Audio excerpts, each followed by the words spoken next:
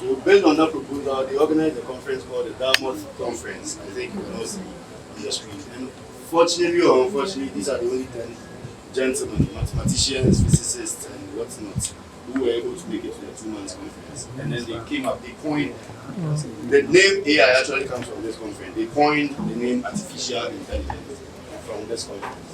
What were they looking to do? They were looking to build an infrastructure, a framework, where other systems can be built on to sort of promote human intelligence in machines. That particular idea. So yes, that's the Diamond Conference. This conference was actually headed by this man, Marvin Minsky. So he's actually the father of AI. I mean, it's a jargon with a train of Marvin Minsky. That's the gentleman who actually spearheaded the development and sort of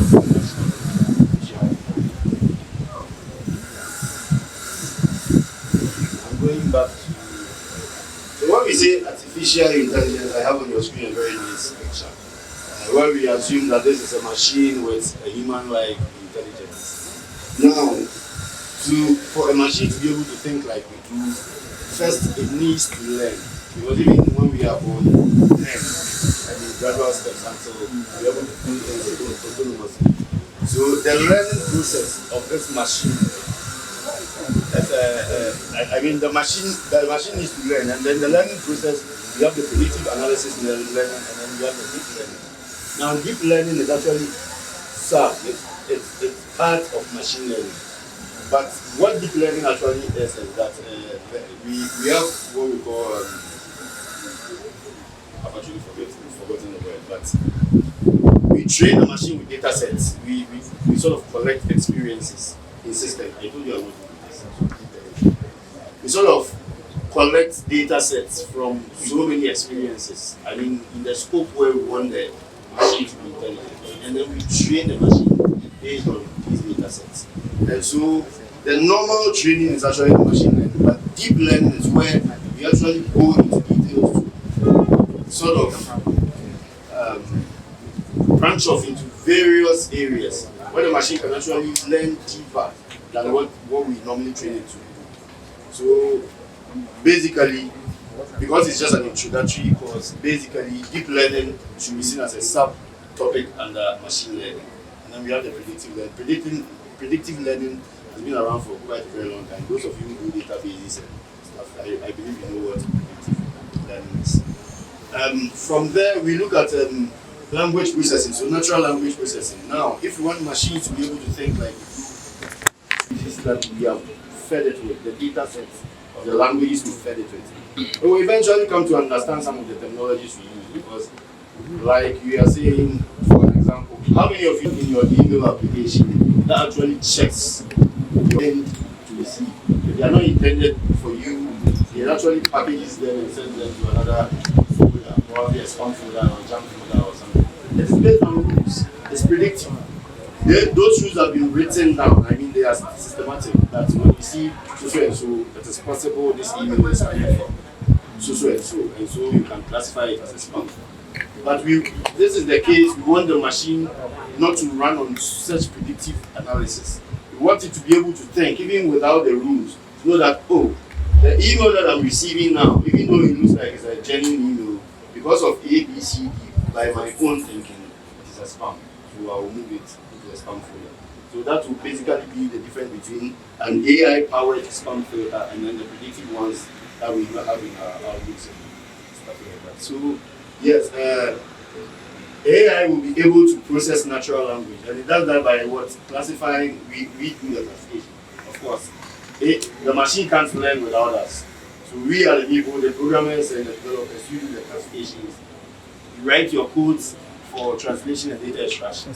And so once the computer reads your codes and it's able to derive meaning from the data set that you present to it, then you've probably achieved what should I call it? Feeding the machine with natural language. It means that it can understand what you're going to say.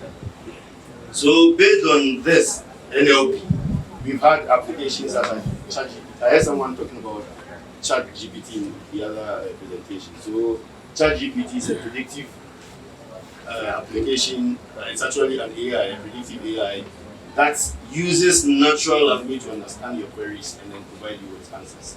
So that is it. Then we have now that the machine understands your natural language, you can actually convert text to speech and then speech to text. So that's what we have here. And then you can once you have this, that, and that active, you can actually build expert systems. We've not actually in fact, this line here, we are looking to move towards the end of the line to get a fully grown AI system. You understand? So we've not actually completed a fully grown AI system, but with just these three, you can do wonderful things. I mean, we are doing wonderful things with just these three. In fact, with just this and that, we are already having our chat GPTs, we are having our Jaspers, we are having our co-pilots, we are having DALI and Mid Journey and whatnot. I'm sure some of you know what they are, but they are basically image processing and text processing applications that will help almost everything I want. Now there are expert systems as well, like I was saying. I would want to give you an example of one such expert system. Let's say on the 17th, just 2 or 3 days ago, SpaceX launched what they call, I've forgotten the name, but it's actually a space shuttle. There was a lot of AI applications on that shuttle to be able to detect so many. There were arguments here and there. Some people are saying there's a firmament out there, so we can't break through. Others are saying no, we can't do the calculations right. And so Elon Musk actually employed AI to actually run that particular rocket. And it was interesting because we learned a lot of. He failed industries from healthcare to finance, and then revolutionized the way we live, and that is true. I don't know about Ghana, but when you go to South Africa, Agility as a warehousing company, you have huge warehouses like communities where you know how people work. And someone said, yes, AI is taking, I think it was AI is taking our jobs. It's true. AI will take 70% of our jobs. But the good news is it will even provide more opportunities for us to grow. And there will be more job opportunities from AI. So, well, Agility, like the example I was giving, you go to the warehouse and it's robots picking up your orders and arranging them and putting them in containers, and robots moving containers onto vehicles, and yes, and luckily for us, we have Agility company somewhere in Tema. I don't know if they are doing that now, but possibly they will be doing that. So those of you who want to experience that, you can have a tour around this website. Okay, so types of AI. We can actually group AI by their capabilities and functionality. So by their capabilities, we have the narrow AI, general AI, strong or super AI.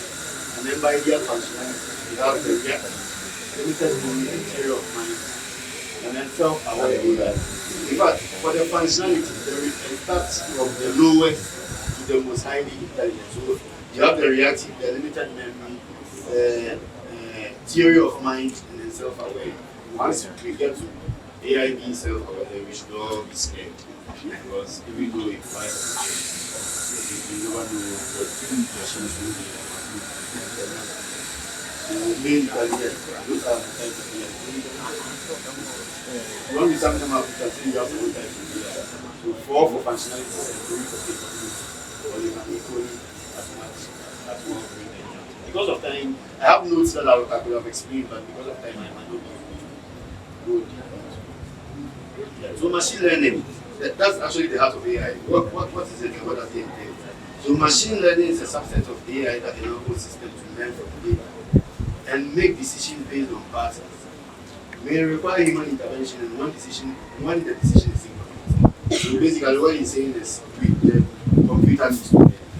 There will be no AI without learning. So the computer will need to learn. And we provide the data set for the computer to learn. So by ethics, when we are training, we call it training the computer. When we are training the computer, we hope and assume that you don't train the computer to do malicious, because it will come back to haunt you. You understand? There is actually a rule for working on AI, which I hope you all research. There's a 3-day rule. I think the first one says the machine should only do what it's been told or is being programmed to do. The second one, I think, assumes that it should not do anything to harm its creator. The third one says that I've actually forgotten, but I'll try and get you a link. Check so basically, examples of machine learning, you have image recognition, email automation, and spam filtering, like I spoke about, predictive analytics. Those of you who do database systems, the data scientists, for you to be able to run algorithms on large data sets and then predict what will happen that is probably predictive analysis. But it cannot work alone, it's not autonomous. So once you combine that with other things like translation, NLP, and then you know that you are veering into the AI space. So that's what machine learning is. So these are some of the machine learning techniques. And I chose this picture because it is quite self-explanatory. For example, if you are training AI to do stuff, based on what you want to do, look at the technique that you need to employ. So if you are training AI to predict likely categories, then you are looking at using the technical classification. If you are training AI to predict numeric values, you are looking at using the regression. Those of you who do data science, regression is a function in mathematics. So you look at the image, you basically understand. If you are discovering groups, when you are looking at the classroom, the economics, there's investors around, you understand all these things because they are the ones who actually monitor. If you are looking to do identify unusual cases, you are doing anomaly detection. So if you are interested in the slide, I can share it with you. Yes. So then we have deep learning. Deep learning uses an artificial neural network to reach accurate conclusions without AI. For example, self-driving cars, chatbots, or detection techniques. So basically, saying that we are using artificial neural network, and that's the highlight point right here. Artificial neural network. What are they? Since we are trying to make machines as intelligent as possible, we know that even in our local parlance, we say that two heads are better than one. So when you have a problem, it's better to get a group of people who dissect the problem and then give you a solution. You might almost always get a better solution than when one person is working on the problem. And so we are trying to connect all AI systems so that when you are querying for a computer to provide an answer to something, if that particular AI system doesn't have an answer, because there is a network of intelligence, because there's an intelligent network, you can actually query other systems to get a specific answer that you need. And so neural networks are sort of networks for intelligence. Let's just take it away. Those of you this science, you know what neurons are. So that's why we use the term neural networks. AI in everyday life. So this I'm basically giving examples of AI in everyday life. So we have smart assistants that we use in our everyday life. They are all AI. I'm sure some of you have used a lot of them before. Siri, Google, the tech guys here. Some of you have Google. Siri is for Apple, yes. And then Google has Google Assistant. Then there is Amazon, Alexa. Those are all home-step assistants that you can use. And there's recommendation systems. So those of you who like your movies, you go to Netflix, you watch one or two movies. What you don't know is you're actually training the Netflix AI, the recommendation AI, because every single movie you watch, the AI uses it as a training method to know what type of movie you prefer watching. So the next time you log in, it is presenting you with movie and you're like, oh, these are the exact movies I want. Yes, because you have trained it without knowing. And then we have the social media algorithms. So yes, this is a challenge to some of you developers. Facebook, Instagram, Twitter, they all have algorithms that put information or whatever on your wall, so that they show you what you want to see. And those algorithms are built in school. So you go to China, they are not seeing anybody dancing naked on their Twitter, but you come to Africa. So it's about porn, it's about drugs, it's about, and it's because of the algorithm. So we are challenging you to develop. We have to change the algorithm to whatever it is. That is why we are looking at. Okay, so then we have autonomous machines. We have self-driving cars. If I know you don't know that there are self-driving cars, then you can meet. There are some of the you are walking through a brand, you are seeing Teslas everywhere. They are all self-driving cars. There are other self-driving electric vehicles. And then there are household. Your auto vacuums, your household, the one that cleans that's your interventions are all AI assisted. Yes, then we have we have chatbots and generative systems. Those are becoming the most popular ones because they are helping, especially students. They are helping students take care rights. So students are very interested in chatbot systems. So examples are the ChatGPT, the majorly for image processing, just for co-pilots, because they are all because you are not using them because you have decided not to use them. They will make like now AI in industry. So in healthcare, we have AI systems that diagnose diseases. They are real. You go to UGFC, University of Ghana Medical Center, Rate Hospital, we have AI systems that diagnose. If you don't know about them, then you have AI. Then we have AI in manufacturing and warehousing and storage, like I was saying, or actually warehousing. Those are AI in finance. Of course, in finance, like if you have worked in finance for a very long time, he will tell you that they have a lot of predictive tools, especially when you go to the market. They don't just do things. They don't just come out and tell you that interest rates should be at 5%. The AI would have predicted that 5 years ago before they came out to tell you this. So there's a lot going on behind the scenes that so we have our challenges and considerations. So transparency, understanding and explaining AI interaction.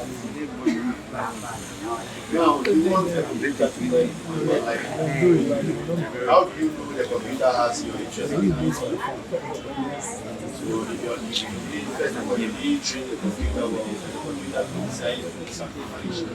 How these are things that we have ethical concerns. That is bias in algorithms, like I said. You go to China, they are teaching their kids. You go to China, TikTok, and they are always talking about agriculture innovation. Children are always seeing new ways of doing things, new ways of creating things, but you come here and people are dancing all over. So, yes, that's a bias in algorithm. So you should make a conscious effort to give us biased algorithm to favor Africans. So that, I mean, when I put my kid out there to use Twitter, he or she will not be seeing things that are going to for her to see. So that's a challenge I chose. And security, protecting the AI systems from malicious use. That's the conversation we have to have. The global associations governing AI and looking to govern AI properly are still thinking about how properly we can secure AI because right now it looks like it's impossible. Because what the machines are doing now is crazy. People are writing books in 2 minutes. I'm talking about 3,000 page books in 2 minutes. And they put it online and they say that, oh, he did this, okay, he didn't do it.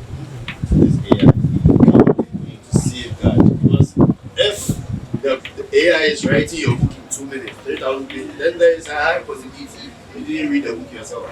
You just brought it out there for us to buy. You understand? So we have to look at ways at which we can safeguard all these things so they don't take us. Future possibilities. So advancements in AI. I believe we are all technical, so we know the difference between the conventional computer and the trade quantum computing. Let me put it in context. If there are 100,000 books in a line, 40 years for a person to read all those books. The conventional computer can read all those books continuously for, let's say, a week. But a quantum computer can read all those books at the same time. So that is the quantum computing power we are looking at. So imagine that we put an intelligent machine in the quantum computer. That is what we are heading towards. And that's why I say it's scary. Even though I'm an enthusiast, I always see it as scary. I'm always thinking about what are we going to do next? What are we going to do next? Because look, computers will soon have the power to lift off nuclear weapons from one nation to the other without anybody instructing us. So what if a computer gets mad? and get angry. What are we looking at? Yeah, these are all things that we should be doing. So there are future possibilities, yes. We are looking at the good side of it, but we should also be looking at the downside. Yes. Then we are looking at integration. AI as a tool for creativity. So those in the creative arts, this is your time. You go online and you go to Pinterest, you go to Etsy, you go to all these websites. People are doing wonderful things for them. Trust me, 90% of them are being like AI. So do some, put them there, do some. That's what they need. People, AI is drawing pictures you take a pure artist to draw in 6 weeks, AI will draw in seconds. So are you wasting your time? So take advantage of that. There are websites out there. Go to Etsy.com, register, sign up, use AI, create art, nice art, do sizes, sell them, make some money, and you know what you want to do. That is not against the law. What is against the law is legality. So if you are doing make sure you sell it. Okay, students and tech professionals are at the forefront of shaping the future of AI, that is true. So what are some of the things you are considering to do to shape AI or to use AI in your everyday life? Anybody might give a suggestion. What are some of the things you are looking to do as a young entrepreneur or as a young developer? What do you think you can do to help yourselves with AI?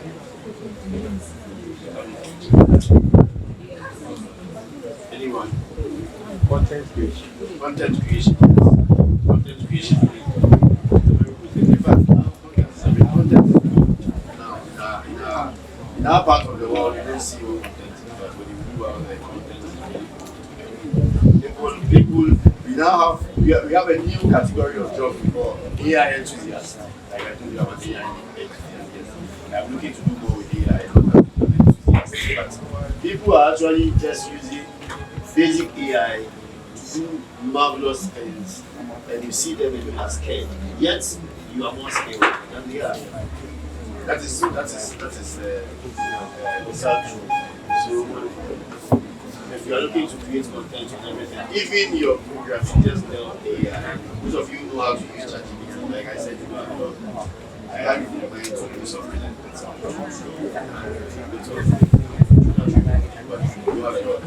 If you know how to use ChatGPT, whatever, learn to do queries, learn what we call AI prompting, learn to prompt AI. Prompting AI is asking AI the right question, like the machine. It's still going to give it garbage, So learn to prompt AI. If you learn to do proper AI prompting, you are unstoppable in this particular, right? So yes, those are some of the things. So let's look at some of the careers.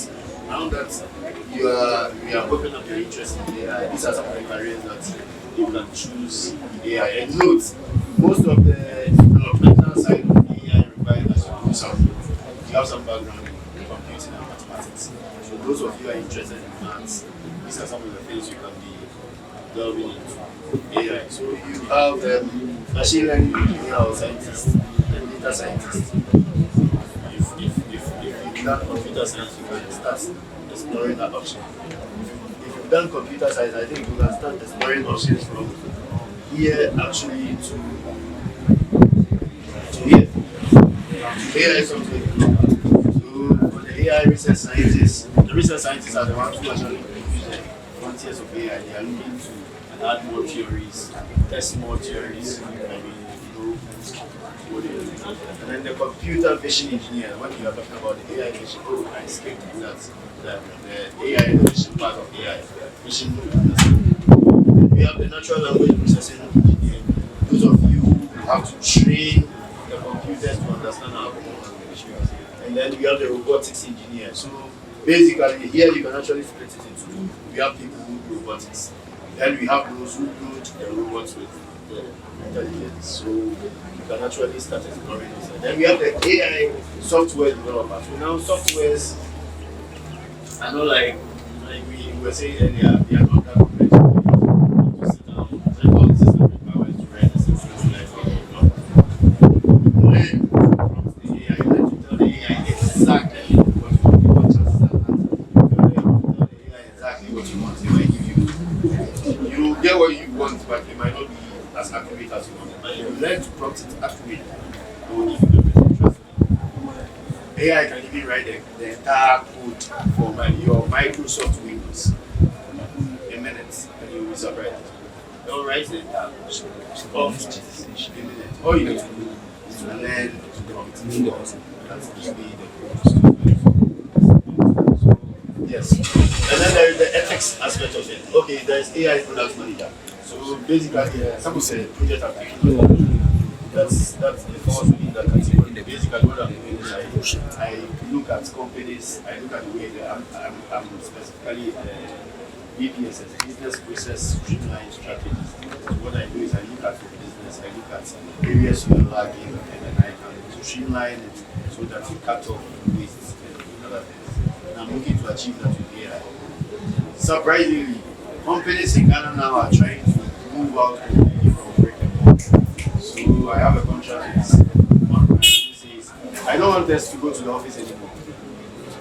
I want all my employees to work from home, but I want to have full control of everyone. So those are some of the things that I'm employing AI for. So my work is to research the tools, the AI tools available, and implement such solutions for such a client. There are other things like some people say, oh, I want to automate the sales part of our business. So there are tools you can use. Those of you who are aware of Microsoft Power, there are AI tools that you can use to automate certain processes. So I mean, just look around on the web. Don't limit yourself. There is a lot on there. Then there is AI consultants. Yes, I do a bit of that as well. I can tell you that this part of your business, when you automate the side of your business, or when you implement it free, or when you employ this tool. So if you want to consult on the AI, you're welcome, especially the computer science, like AI trainer and annotator. So the AI trainer and annotator is completely different from the natural language processing in that here you are looking to train specific AI apps. So people have created their AI apps. Say, okay, you go online, there are jobs that you visit Indeed.com, visit Crossover for work, visit Jobs for Africa, where the for is for Jobs for Africa. You find jobs like that.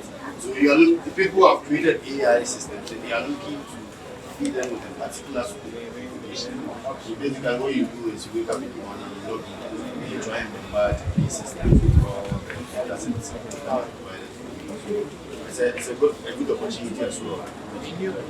And then AI hardware engineers, those of you that are doing electronics and pure computer science, you can start developing hardware. AI, about GPUs. You know what GPUs are? Right? The computer science. We want to bring faster hardware so that AI is living nice. And then we have the AI education and training programs. If you want to be able to go somewhere, have a seminar, or have talks or workshops at AI, you're welcome.